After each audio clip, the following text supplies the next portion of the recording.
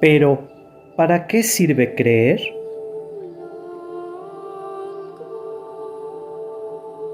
Pregunta. Muchos hoy, formados o deformados por una especie de pragmatismo, de utilitarismo, ante la evangelización cristiana, parecen estar dispuestos a reconocer su atractivo, pero luego acaban por preguntar. Pero, en definitiva, ¿para qué sirve creer? ¿Acaso no es posible vivir una vida honesta, recta, sin tener que molestarse en tomar el Evangelio en serio? Respuesta. A una pregunta semejante se podría responder muy brevemente. La utilidad de la fe no es comparable con bien alguno, ni siquiera con los bienes de naturaleza moral. La Iglesia no ha negado nunca que también un hombre no creyente pueda realizar acciones honestas y nobles. Respuesta. A una pregunta semejante se podría responder muy brevemente. La utilidad de la fe no es comparable con bien alguno, ni siquiera con los bienes de naturaleza moral. La Iglesia no ha negado nunca que también un hombre no creyente pueda realizar acciones honestas y nobles. Cada uno, por otra parte, se convence fácilmente de eso. El valor de la fe no se puede explicar solamente con su utilidad para la moral humana, aunque la misma fe suponga la más profunda motivación de la moral. Por esta razón, muy a menudo hacemos referencia a la fe como tema. También yo he hecho eso en la Veritatis Splendor, subrayando la importancia moral de la respuesta de Cristo. Cumple los mandamientos. Mateo 19:17. A la pregunta del joven sobre el correcto uso del don de la libertad. A pesar de eso, se puede decir que la fundamental utilidad de la fe está en el hecho mismo de haber creído y de haber confiado. María es, en el momento de la Anunciación, inimitable ejemplo y maravilloso modelo de una tal actitud.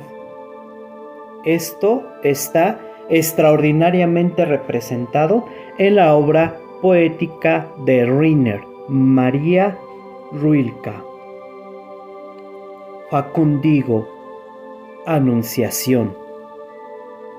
Creyendo y confiando, damos una respuesta a la palabra de Dios.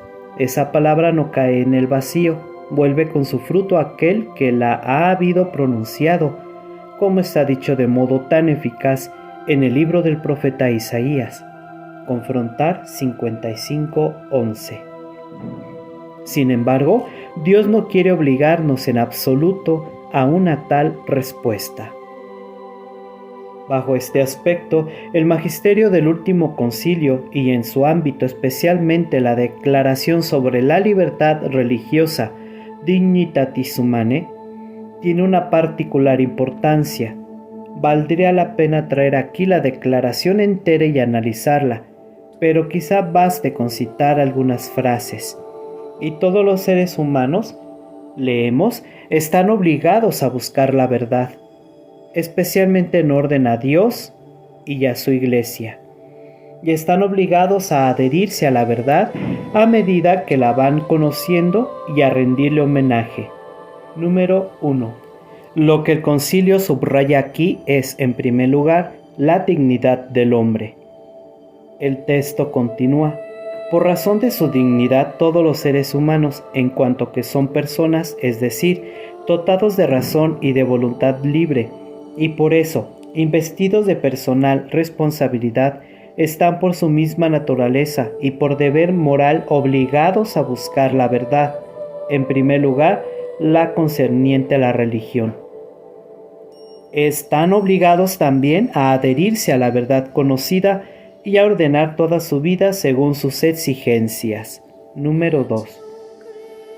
Ahora bien, la verdad debe buscarse de modo apropiado a la dignidad de la persona humana y a su naturaleza social, es decir, con una búsqueda que sea libre, con ayuda de la enseñanza o de la educación, por medio de la comunicación y del diálogo. Número 3. Como se ve, el concilio trata la libertad humana con toda seriedad y se refiere al imperativo interior de la conciencia para demostrar que la respuesta dada por el hombre a Dios y a su palabra mediante la fe está estrechamente unida a su dignidad humana. El hombre no puede ser constreñido a aceptar la verdad.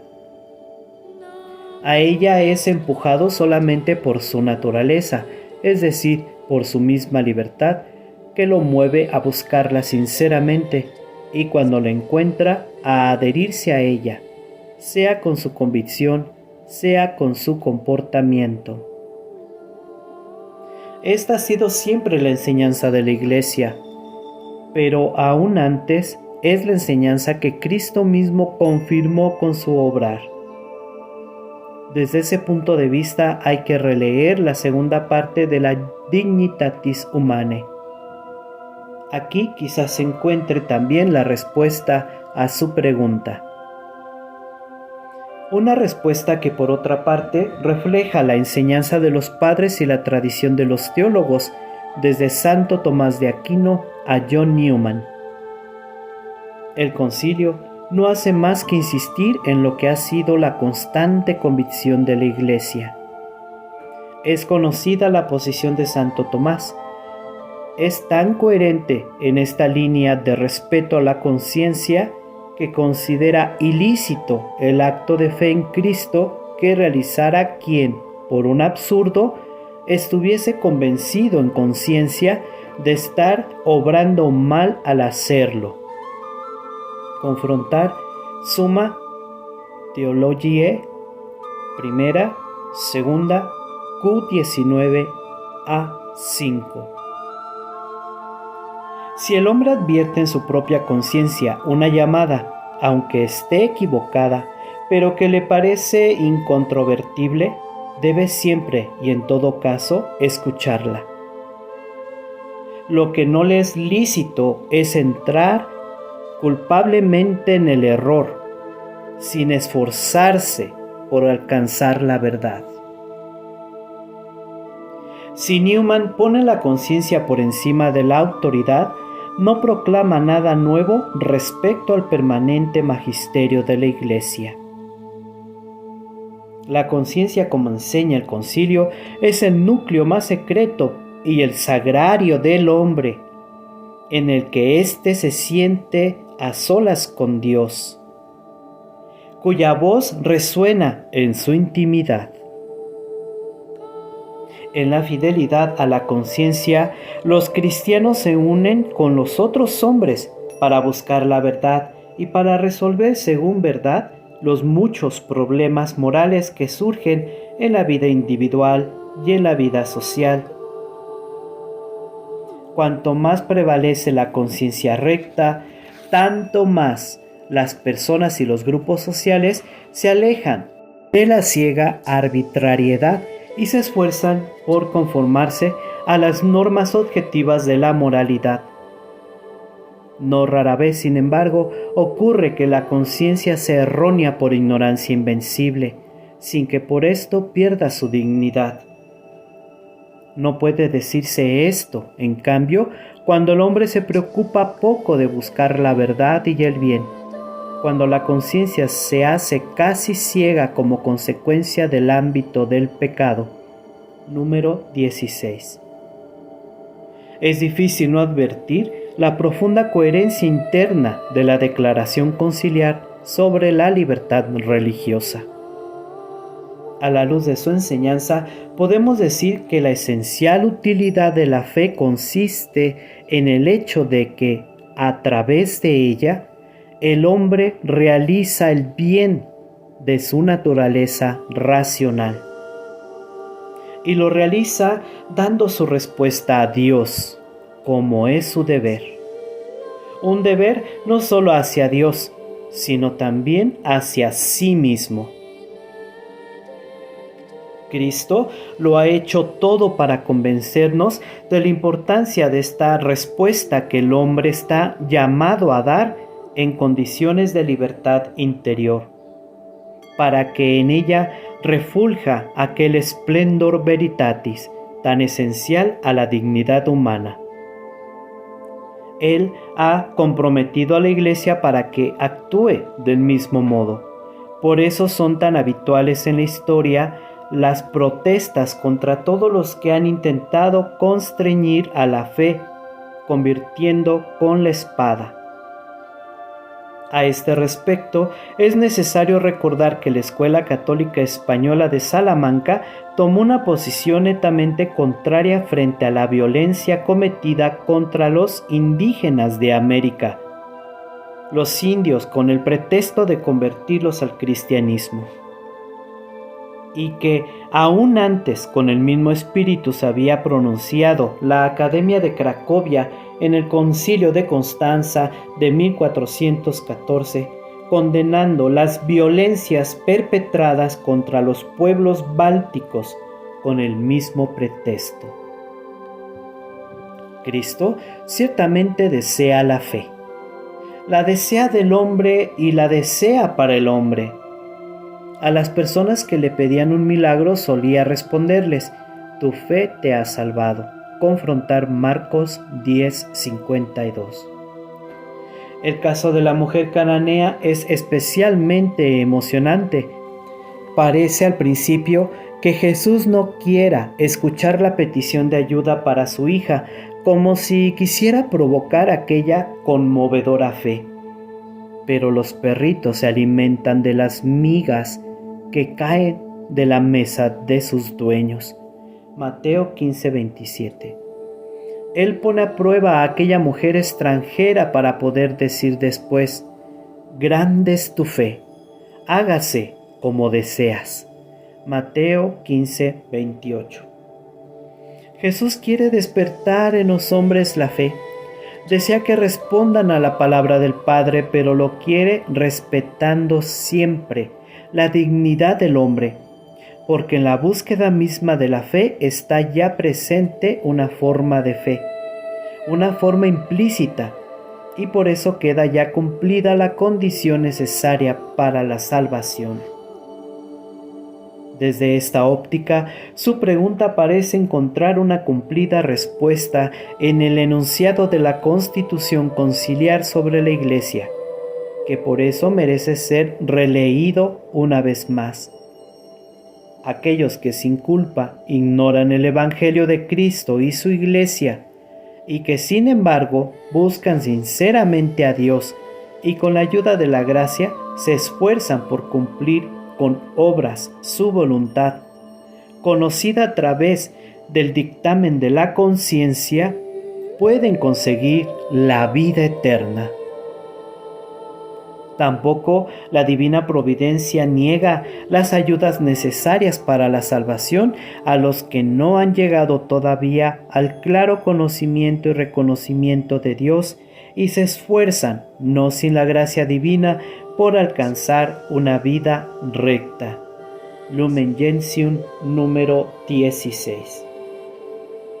En su pregunta se habla de una vida honesta, recta, pero sin el Evangelio. Respondería que si una vida es verdaderamente recta, es porque el Evangelio en realidad desarrolla ya su acción en lo profundo de la persona que busca con honesto esfuerzo la verdad y está dispuesta a aceptarla, apenas la conozca. Una tal disponibilidad es manifestación de la gracia que obra en el alma. El Espíritu sopla donde quiere y como quiere. Confrontar Juan 3:8. La libertad del Espíritu encuentra la libertad del hombre y la confirma hasta el fondo. Esta precisión era necesaria para evitar cualquier riesgo de interpretación pelagiana. Semejante riesgo existía ya en los tiempos de San Agustín y parece dejarse sentir nuevamente en nuestra época. Pelagio sostenía que sin la gracia divina el hombre puede llevar una vida honesta y feliz. La gracia divina no le parecía necesaria. La verdad es, en cambio, que el hombre es realmente llamado a la salvación que la vida honesta es la condición de tal salvación y que la salvación no puede ser alcanzada sin el aporte de la gracia. En definitiva, solamente Dios puede salvar al hombre, teniendo en cuenta su colaboración. El hecho de que el hombre pueda colaborar con Dios es lo que decide su auténtica grandeza. La verdad según la cual el hombre es llamado a hacer todo en función del fin último de su vida. La salvación y la divinización tienen su expresión en la tradición oriental bajo la forma del llamado sinergismo. El hombre crea con Dios el mundo. El hombre crea con Dios su personal salvación. La divinización del hombre proviene de Dios, pero también aquí el hombre debe colaborar con Dios.